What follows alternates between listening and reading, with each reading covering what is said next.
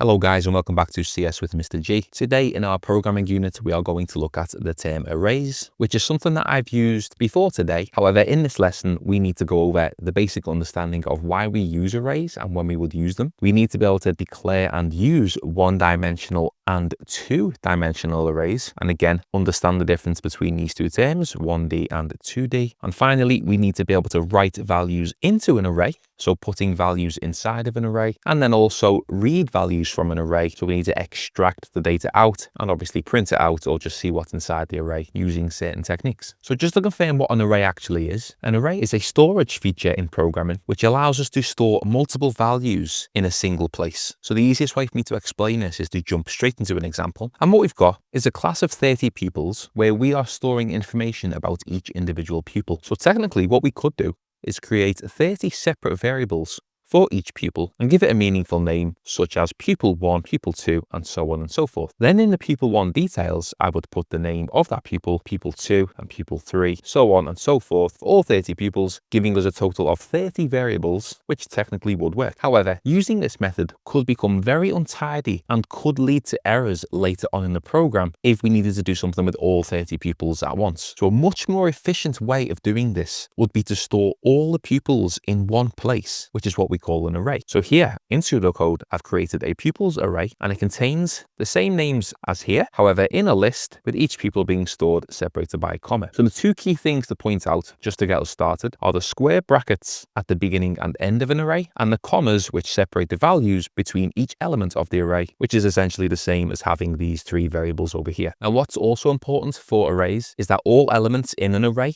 need to be of the same data type. So the data types that we've discussed so far, including strings, integers, floats, and boolean. So for example, the array on the left here has 5 integers inside. We can see they are whole numbers, and again they are separated with commas which highlight each individual element in the array. So there are 5 numbers, but they are only numbers, and in this case they are integers. There are no strings, there are no floating point numbers. It is only whole numbers. The array on the right, this has strings. As you can see, it's got commas again separating each element, but the speech marks either side indicates that we have strings this time, and in this case we've got 1, 2, 3, 4 elements in this array, and they are all strings. So again, they have to be the same data. You cannot mix and match. It's only one data type inside each array. And then the next most important thing, which is crucial to understanding arrays, especially when it comes to scenario-based questions or just generally understanding arrays, is what we call the index. So the index refers to the position of each element in an array. So in the integer example, this is the same array as before. We've got 5 integers, 10, 20, 30, 40, and 50. Now, as you can see in the space above, this is what we call the index, which refers to the position of each individual element. Now, where it gets tricky is that if we just pay attention to the first element in the array, the number 10 is in the index position 0, and this is where it gets complicated. So in Python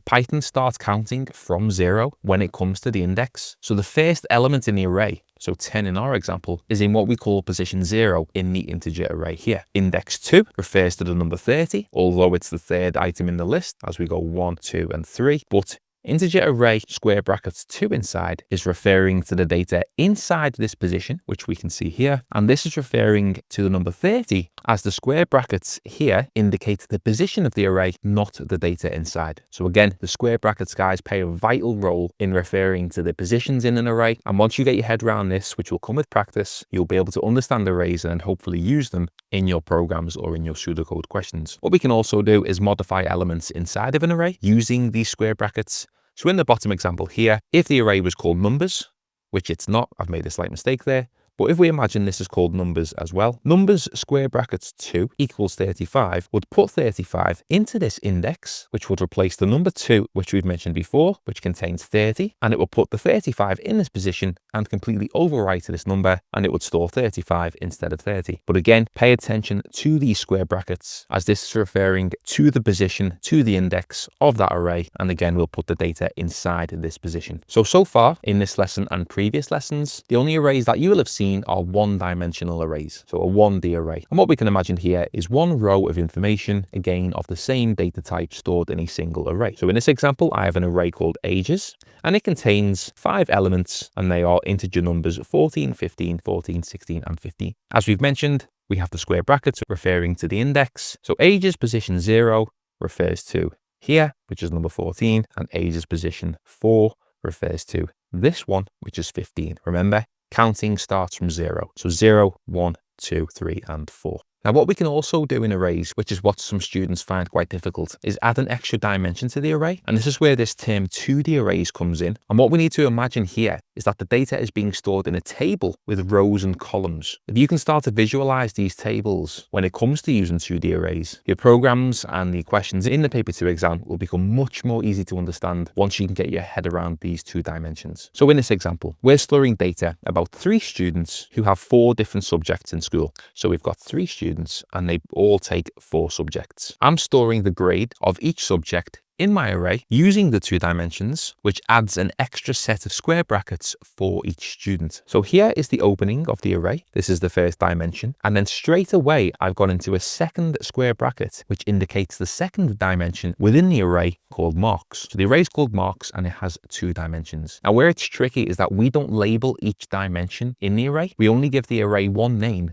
which in this case it's marks. But what we need to visualize is that the marks array contains data about a student and their grade. So if you imagine this as a table, you've got students going along this way and then grades going along this way. So if I just quickly show you like this, we've got student 1, who is Adam, student 2 is Brian, and then student 3 is Carolina. Moving along the top, we've got the grade for each subject. So we've got maths, English, science, and computer science. So if I just go back here, although they aren't labeled within the program, you could add comments to make it more easy to understand. And what I highly recommend and definitely suggest when you write 2D arrays is use separate lines for each row within the 2D array. So as you can see here, I've put each student on a new line. Technically, when you run your code, Python will delete all this anyway, but just for your sake and to make it more readable, use a new line for each set of square brackets in the 2D array. It makes it much easier to read and allows you to understand it a lot more when it comes to reading and writing data from this array. So now that we have our 2 dimensions, when we are referring to an individual piece of data inside of an array, we need to give the program 2 dimensions to access this certain data. So in the examples at the bottom, marks 0, 0 in our square brackets indicates essentially the 2 axes within the array. So again, counting starts at 0 in our index, 0, 1, 2, 3, and counting down also starts from 0, so 0, 1, 2. So 0, 0 refers to this position here, which is the first grade of student 1, which if I go back to the table is Adam's math score of 85. So 85 is stored in this position, and again, we need to imagine these tables and the labels so we can imagine what's going on inside. In the next example, where we have marks position 2, position 3, this refers to 0, 1, 2, which is the first number, and then the 3, we go along the bottom, 0, 1, 2, 3, which gives us a cross-reference of this one, and it's 96, which is the computer science score of Carolina. So again, the 2 indexes in these examples, we use the cross-reference of the 2 dimensions within the array. If I quickly just refer back to the learning objectives, something else we need to do is write values into an array, which is done here. As you can see, age is 2, we're going to set to 15, which means put 15 in this position. So the previous example here, 0, 1, 2, position 2 was this 14, this gets deleted, and inside is the 15, so the array would now look like this. So this is simply how we write data into an array, and if it's a 2D array, you would refer to the 2 dimensions in the square brackets after the name of the array. What we could also do is we might want to assign values into an entire array in which we would use a loop. So if we know how many items are in the array, we can just use a for loop, a count controlled loop. And in this example, we had 5 elements. So I'm just going to use a for loop to run 5 times. Then using the index, which I will label as I is the iterator in my for loop, I can refer to each element in my array using the letter I. And what will happen is the first time this loop runs, age's position I is 0. So the first loop, I is 0, which we can remember from our loops lesson. And if we just think position 0 is here, inside this position, I'm going to put the number 14 plus I, which again, I is currently 0, so 14 plus 0 equals 14, and I'm simply storing 14 in this position of 0. So as you can see, 14 is already inside, so nothing will change. However, we are storing the number 14 in this position. Now, what will happen on the next loop is that I is going to increment to 1 because it's a for loop, so I is now 1. So age's position I is 1, so it's now here because 0 was here. This is now referring to the position 15, and I'm going to put 14 plus I, which again, I is currently 1, so 14 plus 1 equals 15, and again, I'm just putting the number 15 in this position, which it already had. So 15 was already there. It's being replaced by the number 15 anyway, so not much is going on just yet. However, in the next position, we have the number 14 stored. But if I go back to the loop now, we are on our third iteration, which means I is currently 2. So age's position I, which means position 2, is now here, 0, 1, 2. So this element of 14 is going to be replaced by 14 plus I, which is 2. That gives us 16. 16 is stored in its position, which means 16 overwrites this 14, and the array will now read 14, 15, and 16. Hopefully you've got the pattern, and you can imagine what happens on the next run. But yes, hopefully you've guessed it. I would then be 3, so 14 plus 3 equals 17, and this gets put in position ages position 3, which is 0, 1, 2, and 3. So 17 gets put there. On the next loop, I becomes 4, so 14 plus 4 equals 18, and 18 gets put in the position of 4, which it did here. So using for loops, guys, is a really powerful tool when it comes to an array. Whether you're reading or writing from it, a for loop is always going to come in handy and be a very useful tool in order to access the whole array. What we could do, instead of using a 5 here, we could also run to the length of the array. So we can use the function len, which we've seen before, which gets the length of something, and we can run for the length of the array by using this function, which in this example, we have 1, 2, 3, 4, 5 elements in the array, which means this for loop would run 5 times, doing the same job as this 5. But if the length of the array was to change, we wouldn't need to change the number, as the function counts for us. So again, this is a very useful tool when it comes to counting in an array and using a counter-controlled loop to loop through the entirety of that array. Again, I'm going to use a for loop to read from an array. And the most important thing as this I'm using to refer to the index. The first time this runs, I would be 0, and I would simply print out the number in position 0, which I think was 14. But what's more important is that on the next loop, 0 becomes 1. I print out the next number, it's then 2, and so on and so forth. So I can use a simple print statement inside a for loop, which again, a counter-controlled loop is crucial when accessing a whole array. Now, when it comes to a 2D array, this is where it can get tricky. And often students will start to get confused when we have the 2 dimensions, because what we need to do is we need to use 2 for loops. We're going to use the nesting solution, which we've looked at previously, and we are going to use a nested for loop to access all data in our array. Now, to try and make this simple, all you have to remember when it comes to a nested loop with a 2D array is that the outer loop, so the first for loop that you write, so in this case, I've labeled it as I, this refers to the rows. So as you can see, I've done 3 iterations, which is 1, 2, and 3. And the J, which is the inner loop, refers to the amount of data inside each I, which is essentially the columns in a table. So the J represents the 1, 2, 3, and 4, hence why I've run 4 times. But what you might want to do, which will make things much easier when it comes to these types of questions, is instead of using I and J, use words that describe what's inside your 2D array. For example, instead of I